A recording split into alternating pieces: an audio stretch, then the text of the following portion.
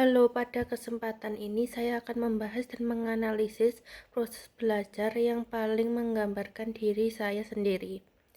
Dalam hal ini, saya memilih tema hambatan belajar, khususnya hambatan yang berasal dari faktor emosional seperti rasa takut, salah, dan kecemasan saat mengikuti proses pembelajaran.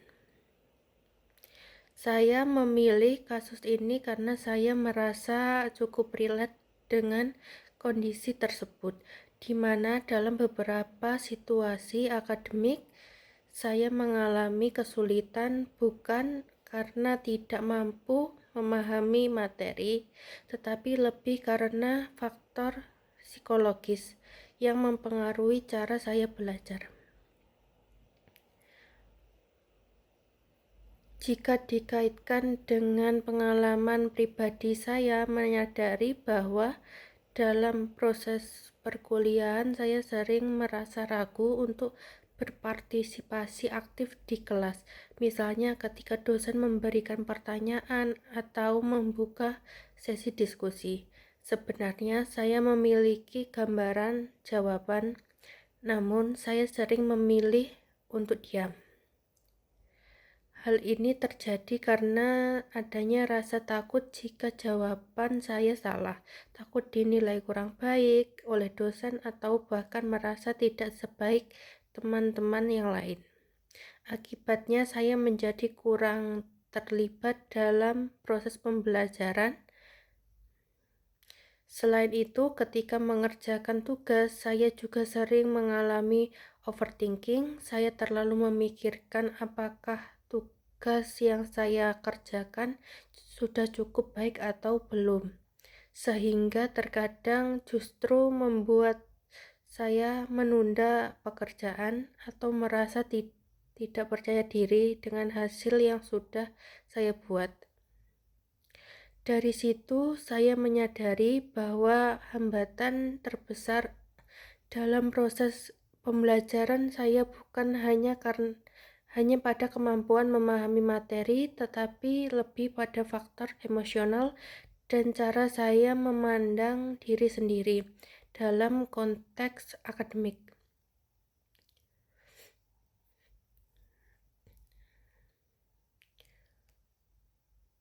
Saya menggunakan teori kognitif sosial dari Albert Bandura. Alasan saya memilih teori ini karena Bandura menjelaskan bahwa proses belajar tidak hanya dipengaruhi oleh faktor kognitif, tetapi juga oleh interaksi antara faktor personal seperti emosi dan keyakinan diri, perilaku, dan lingkungan. Teori ini sangat relevan dengan kondisi yang saya alami, karena hambatan belajar yang saya rasakan tidak berdiri sendiri, melainkan dipengaruhi oleh cara saya berpikir tentang diri sendiri, perasaan yang saya alami, lingkungan sekitar, seperti dosen dan teman. Bandura menyebut hal ini sebagai reciprocal determinisme, yaitu hubungan timbal balik antara individu, perilaku, dan lingkungan. Self-effication, keyakinan diri. Konsep pertama yang sangat relevan adalah self-effication, yaitu keyakinan seseorang terhadap kemampuannya dalam menyelesaikan suatu tugas. Dalam kasus saya menyadari bahwa self-effication saya cenderung rendah dalam situasi tertentu, terutama saat harus berbicara di depan kelas atau mengemukakan pendapat, padahal secara kemampuan saya tidak selalu kurang. Namun karena saya tidak yakin dengan diri sendiri, saya akhirnya memilih untuk tidak mencoba. Hal ini menunjukkan bahwa persepsi terhadap kemampuan diri bisa lebih berpengaruh dibanding kemampuan itu sendiri.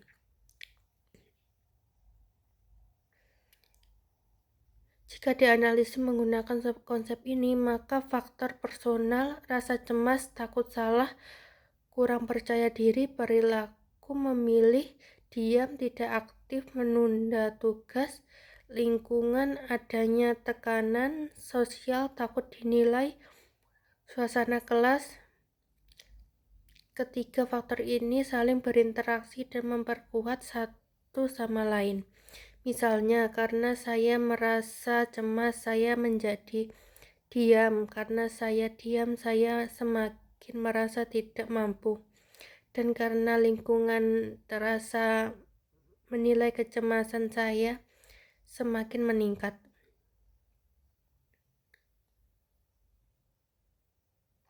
Saya juga menyadari bahwa sering membandingkan diri dengan teman-teman yang lebih aktif atau terlihat pintar. Tanpa sadar saya menjadikan mereka sebagai standar, dan ketika merasa tidak bisa mencapai itu, saya menjadi semakin tidak percaya diri.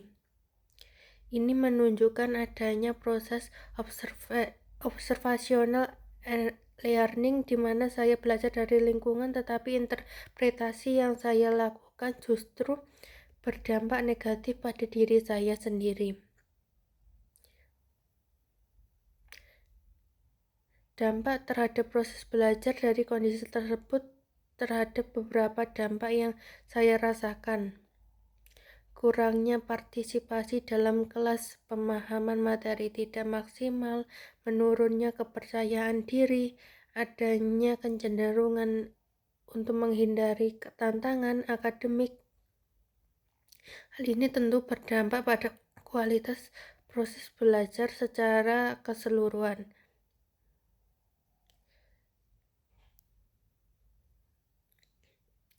Sebagai upaya untuk mengatasi masalah tersebut, terdapat beberapa intervensi yang dapat dilakukan. Yang pertama, peningkatan self-efficacy. Langkah pertama adalah meningkatkan keyakinan diri melalui pengalaman kecil yang berhasil. Misalnya, mulai berani menjawab pertanyaan sederhana, tidak langsung menargetkan hal besar, mengapresiasi setiap kemajuan. Dengan cara ini, perlahan-lahan rasa percaya diri akan meningkat. Mengubah pola pikir, kognitif restructuring. Saya perlu mengubah cara berpikir saya takut salah, menjadi saya belajar dari kesalahan, saya tidak mampu, menjadi saya sedang dalam proses belajar. Perubahan pola pikir ini penting karena cara kita berpikir mempengaruhi emosi dan perilaku. Latihan bertahap, gradual exposure untuk mengurangi kecemasan. Saya mulai dari bertanya ke teman terlebih dahulu, aktif dalam kelompok kecil, kemudian mencoba berbicara di kelas. Pendekatan bertahap ini membantu mengurangi tekanan. Dukungan lingkungan juga memiliki peran penting.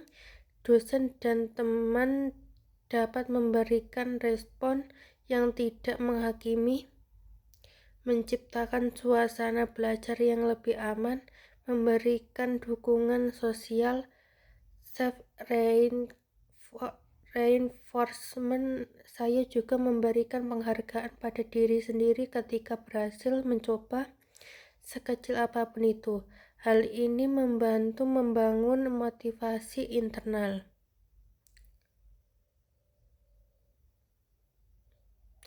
Berdasarkan analisis yang telah dilakukan, dapat disimpulkan bahwa hambatan belajar yang saya alami lebih banyak dipengaruhi oleh faktor emosional, khususnya rasa takut, salah, dan rendahnya self-efficacy.